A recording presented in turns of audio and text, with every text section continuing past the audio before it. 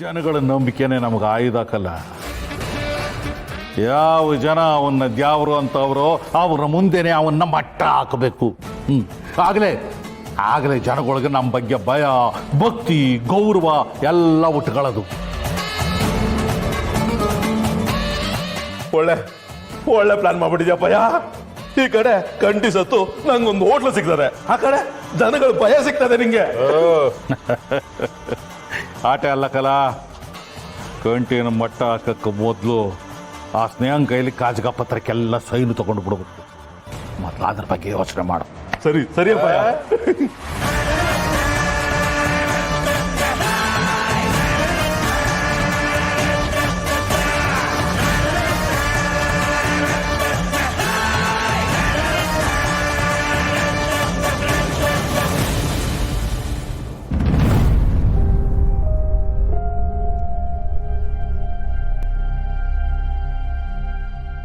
ಕಾಳಿಯಣ್ಣ, ಏನಾಯ್ತು? ಇನ್ನು ಉಂಗ್ರ ಕಳ್ಕೊಂಡ್ರಂತೆ, ಹೌದಾ? ಸಚಿನು, ಉಂಗ್ರ ಒತ್ತಾರೆ ಇಲ್ಲೇ ಇತ್ತು, ಈಗ ಕಾಣಿಸ್ತಿಲ್ಲ. ನೀನೇ ನೋಡ್ದ? ಇಲ್ಲ, ನಾನು ನೋಡ್ಲಿಲ್ಲ. ನೀನು ಸಂಗೆ ಹುಡುಕ್ತ್ಯಾ?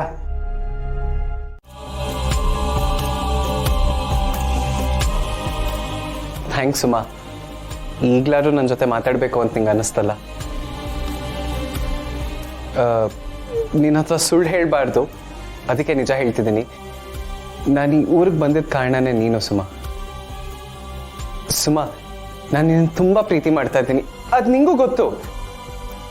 ನೀನು ಇಲ್ಲ ಅಂದ ಕ್ಷಣನೇ ನಾನು ಇರಬಾರ್ದು ಅಂತ ಸೂಸೈಡ್ ಮಾಡ್ಕೊಳ್ಳೋದಕ್ಕೆ ಹೋದೆ ಸುಮಾ. ಅಲ್ಲಿ ಕಂಟಿ ಅಣ್ಣ, ಕಾಳಿ ಅಣ್ಣ, ಪುರ್ಸಿನೇ ನನ್ನ ಜೀವ ಉಳಿಸಿದ್ದು. ಕಂಟಿ ಅಣ್ಣ ನನ್ನ ಪ್ರೀತಿನ ಉಳಿಸ್ಕೊಡ್ತೀನಿ ಅಂತ ಹೇಳಿದ್ದಕ್ಕೆ ನಾನು ಬದುಕಿರೋದು. ನೀನಿಲ್ದೆ ನಾನು ಬದುಕಕ್ಕಾಗಲ್ಲ Suma. I really love you so much. Please please ನನ್ನನ್ನು ದೂರ ಮಾಡಬೇಡ. ನಾನೇನಾದರೂ ಈಗ ಸೋತೋದ್ರೆ ಅವನ್ ಕೊಟ್ಟಿರೋ ಮಾತನ್ನ ಮುರಿಬೇಕಾಗುತ್ತೆ. I am sorry Sachin. ನನ್ನ ಲೈಫಲ್ಲಿ ನೀನು ಎಷ್ಟು ಇಂಪಾರ್ಟೆಂಟ್ ಅಂತ ನಿನಗೂ ಗೊತ್ತು. ನಿನ್ನನ್ನು ಬಿಟ್ಟಿರೋ ಶಕ್ತಿ ನನ್ನಲ್ಲಿಲ್ಲ. ಪ್ಲೀಸ್ ಸುಮಾ, ನನ್ನ ಪ್ರೀತಿನ ಒಪ್ಕೋ. ಸಚಿನ್ ನನ್ನ ದೂರ ಮಾಡಲ್ಲ, ನಾನೇ ಅವನ್ನ ನನ್ನಿಂದ ದೂರ ಆಗೋ ಥರ ಮಾಡಬೇಕು. ಸುಮಾ, ನನ್ನನ್ನು ಮದುವೆ ಆಗೋದಕ್ಕೆ ಒಪ್ಕೋತೀಯ ಅಲ್ವಾ? ನೀನಿಂತ ಚೀಪ್ ಟ್ರಿಕ್ಸ್ ಯೂಸ್ ಮಾಡ್ತೀಯ ಅಂತ ನಾನು ಅನ್ಕೊಂಡಿರ್ಲಿಲ್ಲ ಸಚಿನ್. ಸುಮಾ, ಏನು ಹೇಳ್ತಿದ್ಯಾ? ನಿಮ್ ಹತ್ರ ದುಡ್ಡಿದ್ರೆ ಯಾರ ಲೈಫ್ನ ಹೇಗ್ ಬೇಕಾದ್ರೂ ಹಾಳು ಮಾಡ್ಬೋದಾ? ಸುಮಾ, ಈ ತರ ಒಂಟಿಯಾಗಿ ನನ್ನ ಈ ರೂಮ್ ಕರ್ಸ್ಕೊಂಡಿದ್ಯಲ್ಲ, ಯಾರಾದ್ರೂ ನೋಡಿದ್ರೆ ನನ್ನ ಕ್ಯಾರೆಕ್ಟರ್ ಬಗ್ಗೆ ಏನ್ ಅನ್ಕೋತಾರೆ? ಸುಮಾ, ಅದು ಹಾಗಲ್ಲ. ಓ, ನಾನು ನೀನು ಒಂದೇ ರೂಮಲ್ಲಿ ಇರೋದ್ನ ಎಲ್ರಿಗೂ ಗೊತ್ತಾದ್ರೆ ನಾನು ನಿನ್ನೇ ಮದ್ವೆ ಮಾಡ್ಕೋಬೇಕಾಗತ್ತೆ ಅಂತ ಇಂಥ ಚೀಪ್ ಟ್ರಿಕ್ಸ್ ಯೂಸ್ ಮಾಡಿದ್ಯಾ? ಸುಮಾ, ಪ್ಲೀಸ್ ಈ ತರ ಏನೇನೋ ಮಾತಾಡ್ಬೇಡ. Shut up Sachin. ಒಂದ್ ಹುಡುಗಿಗೆ ಇಷ್ಟ ಇಲ್ಲ ಅಂದ್ಮೇಲೂ ಈ ತರ ಕಾಡಿಸ್ಬಾರ್ದು. ನೀನ್ ನಿಜವಾಗ್ಲೂ ನನ್ನ ಪ್ರೀತಿ ಮಾಡಿದಿದ್ರೆ ಇಂಥ ಕೆಲಸ ಮಾಡ್ತಿರ್ಲಿಲ್ಲ. ಇನ್ನೊಂದ್ಸಲ ನನ್ನ ಹತ್ರ ಲವ್ವು ಗಿವ್ವು ಅಂತ ಮಾತಾಡಿದ್ರೆ ಸರಿ ಇರಲ್ಲ. ಇನ್ಫ್ಯಾಕ್ಟ್ ನನ್ಗೆ ನಿನ್ ಮುಖ ನೋಡಕ್ಕೂ ಇಷ್ಟ ಇಲ್ಲ. ಒಂದ್ಕಿತ ಹೇಳಿದ್ರೆ ನಿಂಗೇನು ಅರ್ಥ ಆಗಕ್ಕಿಲ್ವೇನ್ಲ? ಪತ್ರಕ್ಕೆ ಸೈನ್ ಹಾಕಿಸ್ಕೊಡು ಅಂತಂದ್ರೆ ನಾಟಕ ಮಾಡ್ತಿದ್ಯಾ? ಸೈನ್ ಮಾಡಿಸೋದಕ್ಕೆ ಅಂತಾನೆ ಪತ್ರ ಕೊಟ್ಟಿದ್ದೆ. ಸೈನ್ ಹಾಕಬೇಕಾದ್ರೆ ಬೆಂಕಿ ಬಿದ್ದು ಪತ್ರ ಸುಟ್ಟೋಯ್ತು.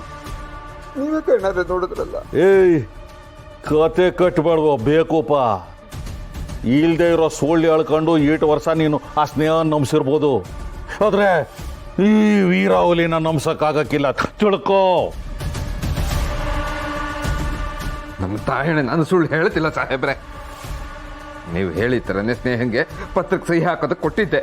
ಮಚ್ಚ ಬಾಯ್, ದಿಕ್ಕೋದೇಶ ಇಲ್ದೇ ಇರೋ ನೀನು ಆ ಮಂಗಳಮ್ಮನ ಮನೆ ಕೆಲ್ಸದ ನಾಯಿ ನನ್ನ ಎದುರಿಗೆ ನಿಂತ್ಕೊಂಡು ಧ್ವನಿ ಏರ್ಸ್ ಮಾತಾಡ್ತಿದೀಯಾ? ನಾನು ಇಲ್ಲಿಂದ ಹೋಗೋಷ್ಟ್ರೊಳಗೆ ಪತ್ರಕ್ಕೆ ಸಹಿ ಮಾಡಿಸ್ಕೊಡ್ತೀನಿ.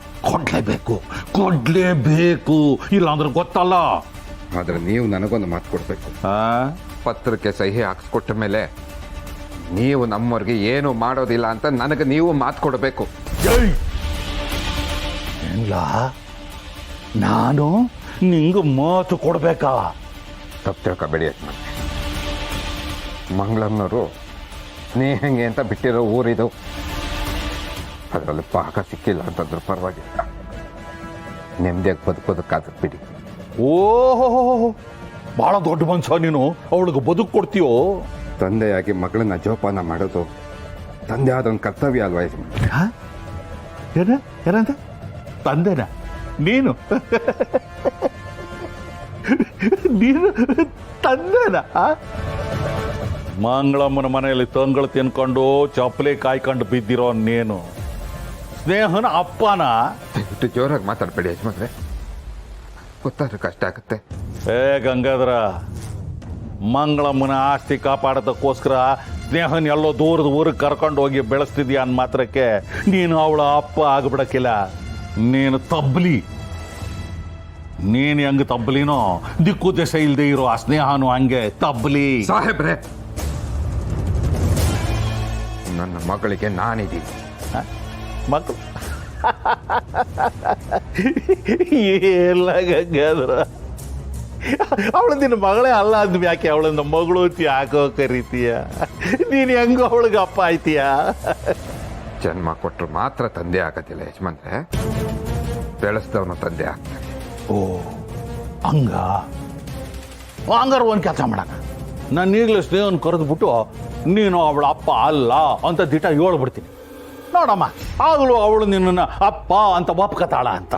ಸಾಹೇಬ್ರೆ, ದಯವಿಟ್ಟು ಅಂತ ತಪ್ಪು ಮಾಡಬೇಡಿ ಸಾಹೇಬ್ರೆ. ಅವಳಿಗೆ ವಿಷಯ ಗೊತ್ತಾದ್ರೆ ನನ್ನ ಇದನ್ನೇ ಹೊಡೆದಾಗುತ್ತೆ ಸಾಹೇಬ್ರೆ. ಸಾಹೇಬ್ರೆ ದಯವಿಟ್ಟು ಸಾಹೇಬ್ರೆ.